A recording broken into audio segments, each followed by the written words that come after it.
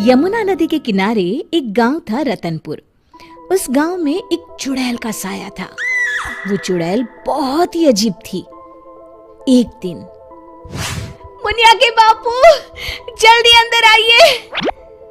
सुरेश अभी नींद में था, चिल्लाकर बोला, क्या हुआ? गला क्यों फाड़ रही हो? ये देखो। अरे, ये कैसे हुआ? मुनिया, क्या हुआ बेटा? उससे क्या पूछ रहे हैं? बेचारी तभी से डरी सहमी हुई है। लेकिन ये तो कोई गंभीर बीमारी लगती है। हाँ, देखो तो, बेचारी की चुटिया ही काट ली किसी ने। राम राम। लेकिन एक भी बाल आसपास नहीं दिख रहा। हाँ, ये हुआ क्या समझ में ही नहीं आ रहा। ऐसे ही 2-4 दिन मुनिया को देखने और सांत्वना देने वाले भी आए। अब कुछ शांति हुई ही थी कि एक दिन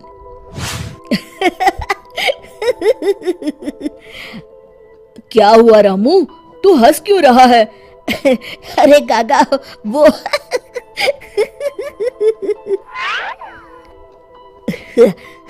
के बच्चे, कुछ बता भी। रूपा काकी की चुटिया कट गई है। हाँ, और मुन्नी भी।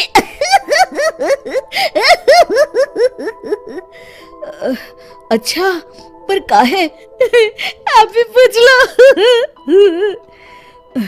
चल कर देखता हूँ। क्या हुआ मुन्नी? ये क्या हल्ला मचा हुआ है? तभी मुन्नी बाहर आती है। ये का सुन रहा हूँ? कैसे हुआ सब? अरे का बताएं चच्चा, रात में रोज की तरह खा पी के सोए और सुबह देखे तो अरे राम राम। पहले तो मुझे लगा कोई बीमारी है, लेकिन ये तो लगता है पक्का किसी डायन या चुड़ैल का काम है। अब तो रतनपुर में ये औरतों की चोटी काटे जाने वाली खबरें आम हो गई। अगले ही दिन,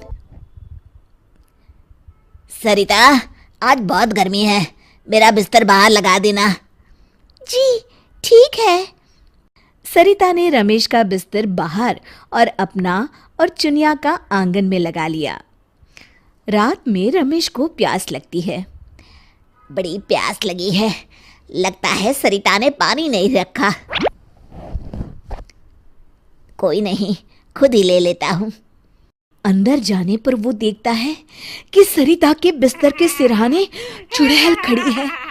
वो एक हाथ से सरिता की चोटी पकड़े हुए है और चाकू से उसकी चोटी काट रही है। वो जोर से चिल्लाया, चुड़ैल, बचाओ बचाओ, चुड़ैल। सरिता और चुनिया उठ गए। गांव वाले भी फौरन आ गए। देखते हैं चुड़ैल हाथ में सरिता की चोटी लिए खड़ी है।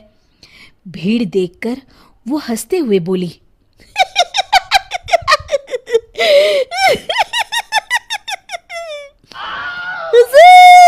आते आते बहुत देर कर दी।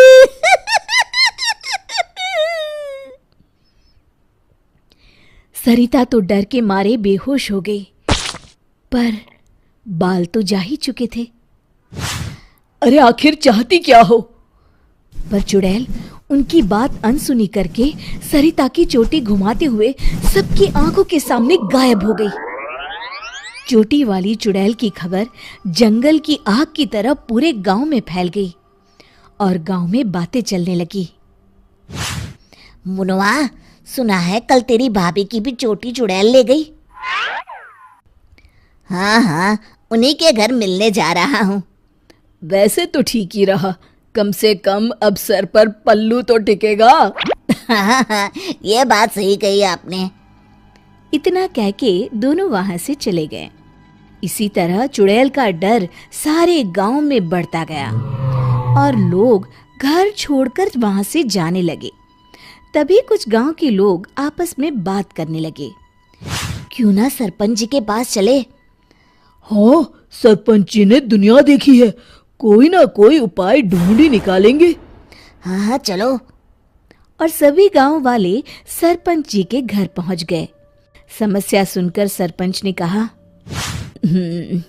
समस्या तो सच में गंभीर है।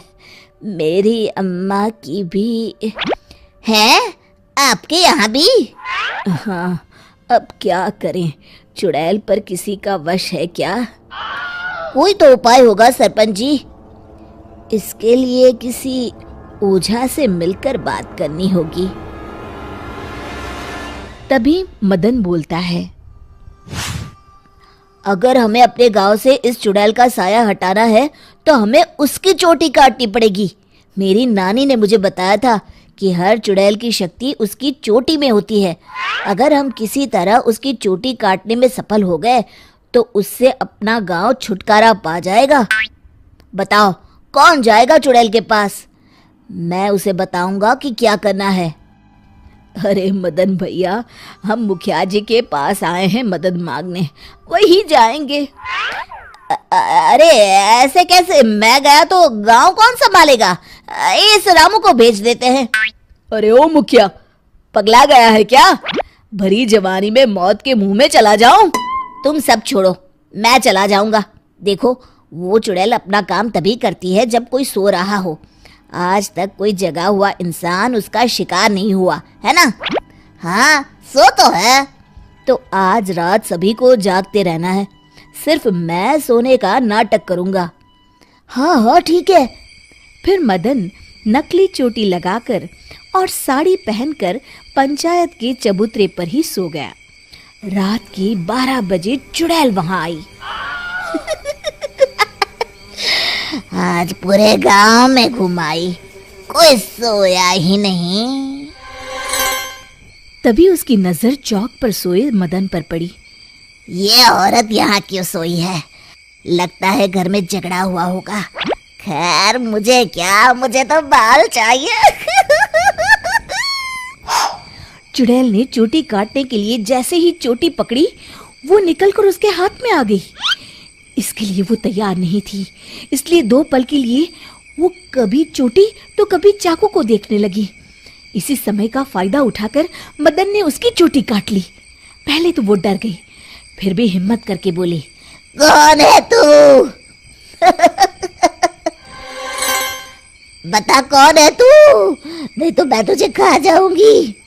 तेरी चोटी मेरे पास है, तू मेरा कुछ नहीं बिगाड़ सकती। मदन उसकी चोटी दिखाते हुए हंसता है। मेरी चोटी दे दे, दे दे मेरी चोटी, मेरी चोटी दे दे। चीखते हुए मदन की तरफ बढ़ी। हाँ, अगर एक कदम भी आगे बढ़ाया तो मैं अभी इसे जला दूंगा। नहीं नहीं, ऐसा मत करना। नहीं करूंगा, पर एक शर्त पर। हाँ, मुझे तुम्हारी सब शर्तें मंजूर है, बस ये चोटी दे दो। अभी नहीं, पहले ये बताओ तुम इन बालों का क्या करती हो? मैं इन्हें एक कुएं में डाल रही हूँ, उसे भरने के लिए। वो क्यों? जब वो कुआं भर जाएगा तो मैं सबसे शक्तिशाली हो जाऊंगी। चलो वो कुआं मुझे दिखाओ, वहीं तुम्हें तुम्हारी चोटी दे दूंगा। चलो ये चोटी मुझे दे दो, इसकी मदद से हम जल्दी पहुंचेंगे।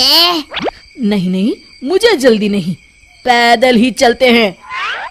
वो मदन को लेकर चलने लगी और गांव वाले भी जलती हुई मशालें लेकर उसके पीछे पीछे आ गए। सब उसकी गुफा तक पहुंच गए, जहां कुएं के अंदर उसने बाल जमा कर रखे थे। आधा कुआं तो भर गया है। देखो, दिखा दिया ना, अब जल्दी से मेरी चोटी दे दो। हाँ हाँ, क्यों नहीं, ये लो। कहते हुए मदन ने उसकी चोटी भी कुएं में फेंक दी। अरे बेवकूफ, ये क्या किया? अब मैं इतने बालों में से अपनी चोटी कैसे ढूंढूंगी? वो देखो, बीच में पड़ी है। चुड़ैल कुएं में जाकर अपनी चोटी ढूंढने लगी। उसके कुएं में उतरते ही गांव वालों ने अपनी अपनी मशालें कुएं में फेंक दी। वो धू धू करके जलने लगा। अरे बचाओ रे कोई, मैं सबके बाल वापस कर दूंगी, बचाओ। साथ ही वो चुड़ैल भी जलकर भस्म हो गई। शिक्षा: अगर मिलजुल कर किसी समस्या का हल ढूंढा जाए तो समस्या अवश्य दूर हो जाती है। दोस्तों, हमें उम्मीद है कि आपको हमारी ये कहानी पसंद आई होगी। कृपया हमारे चैनल को सब्सक्राइब करें और सभी अपडेट्स के लिए बेल आइकन जरूर दबाएं। और हाँ, वीडियो लाइक और शेयर करना मत भूलिएगा। Bye bye.